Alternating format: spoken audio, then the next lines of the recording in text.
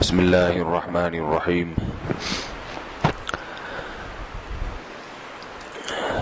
قرآن مجید میں اللہ تعالیٰ کا ارشاد ہے ادعوا ربکم تضرعا وخفیہ،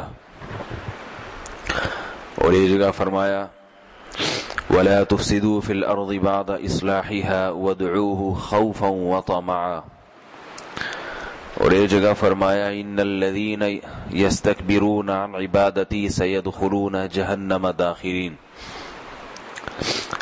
فرمایا کہ اپنے رب کو پکارو عاجزی کے ساتھ اور چپکے سے، اور ایک جگہ فرمایا اپنے رب کو پکارو جہنم کے خوف میں اور جنت کی طمع میں۔ اور تیسری آیت کا ترجمہ وہ لوگ جو اللہ کی عبادت یعنی دعا سے تکبر کرتے ہیں، اپنے آپ کو دعا سے مستغنی سمجھتے ہیں، تو عن قریب جہنم میں ذلیل ہو کر داخل ہوں گے۔ احادیث میں بھی دعا کی بہت فضیلت وارد ہوئی ہے۔ ایک ایسا عمل ہے دعا جس سے آج ہم غافل ہوتے چلے جا رہے ہیں۔ دعائیں پڑھی جاتی ہیں، مانگی نہیں جاتی۔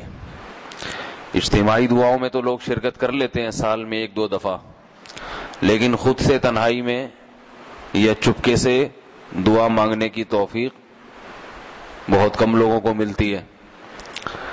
اس لیے ہمت کر کے 24 گھنٹے میں کم از کم 1 دفعہ خوب لمبی دعا مانگنی چاہیے، گڑ گڑا کے عاجزی کے ساتھ۔ یہ عبادت اللہ کو بہت زیادہ پسند ہے۔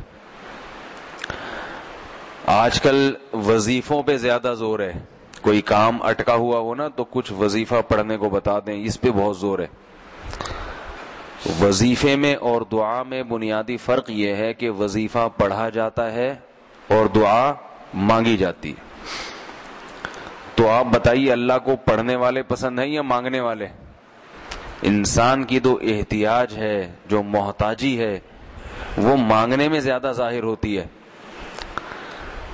اور مانگنے کے بعد جب کام ہوتا ہے تو خالص اللہ کی طرف توجہ جاتی ہے کہ یہ میرا کمال نہیں ہے، میرے پاس کوئی ایسے الفاظ نہیں تھے، اللہ سے میں نے مانگا ہے اور اللہ نے میری حاجت پوری کر دی۔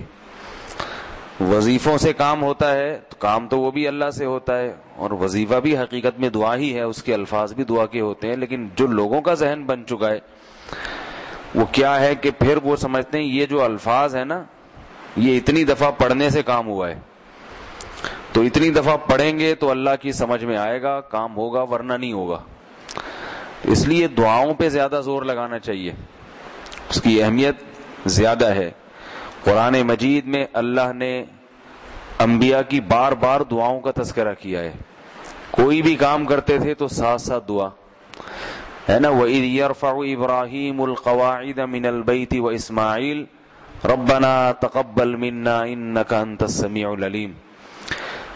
فرمایا اس وقت کو یاد کرو جب ابراہیم اور اسماعیل علیہم السلام بیت اللہ کے لیے پتھر لگا رہے تھے، عمارت کھڑی کر رہے تھے، اور اللہ سے دعا مانگ رہے تھے اے اللہ تو ہماری طرف سے اس کو قبول کر لے۔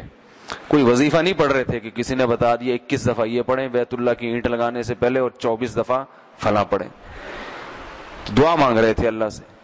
حضرت موسیٰ علیہ السلام جب فرعون کے مظالم سے تنگ آ گئے، بنی اسرائیل تنگ آ گئی، قوم تنگ آ گئی، تو حضرت موسیٰ علیہ السلام نے بھی اللہ سے دعا مانگی کہ اس ظالم سے ہمیں نجات دے دے۔ نوح علیہ السلام نے بھی دعا مانگی ہے، اور آپ صلی اللہ علیہ وسلم بھی دعائیں مانگتے تھے۔ حدیث میں ہے غزوہ بدر کے موقع پر جب لڑائی شروع ہوئی ہے، آپ صلی اللہ علیہ وسلم چادر آپ کے کندھوں پہ اور آپ سجدے میں جا کے اللہ سے دعا مانگ رہے ہیں۔ اتنا روئے اور اتنی لمبی دعا مانگی ہے کہ حضرت ابو بکر رضی اللہ عنہ آئے اور عرض کیا کہ یا رسول اللہ آپ اپنا سر مبارک اٹھائیے۔ ہم ہوتے تو وہاں بھی کوئی وظیفہ کسی سے کتاب میں پڑھ لیتے کہ 21 دفعہ یہ پڑھو، 45 دفعہ یہ پڑھو، اسی میں گھوم رہا ہے۔ بچیوں کی شادی نہیں ہوتی تو کسی نے بتا دیا کہ 25 دفعہ یہ پڑھ لو، 26 دفعہ سورہ مزمل پڑھ لو، اتنی دفعہ یہ پڑھ لو، اتنی دفعہ یہ پڑھ لو۔ تو بھائی کیوں نہیں 2 رکعت پڑھ کے اللہ سے دعا مانگ لیتے؟ اللہ تو نے بیٹیاں دی ہیں، ان کے مستقبل کے لیے، ان کی عزت کے لیے کوئی اچھا رشتہ میسر فرما دے۔ بیٹے کے لیے بھی دعا مانگی جا سکتی ہے۔ تو 24 گھنٹے میں ایک وقت نکال کے اللہ سے گڑ گڑا کے دعا مانگنی چاہیے. اور یہ اللہ کی بہت بڑی رحمت ہے کہ ہمیں اس کا مکلف بنایا جو ہمارے اختیار میں ہے.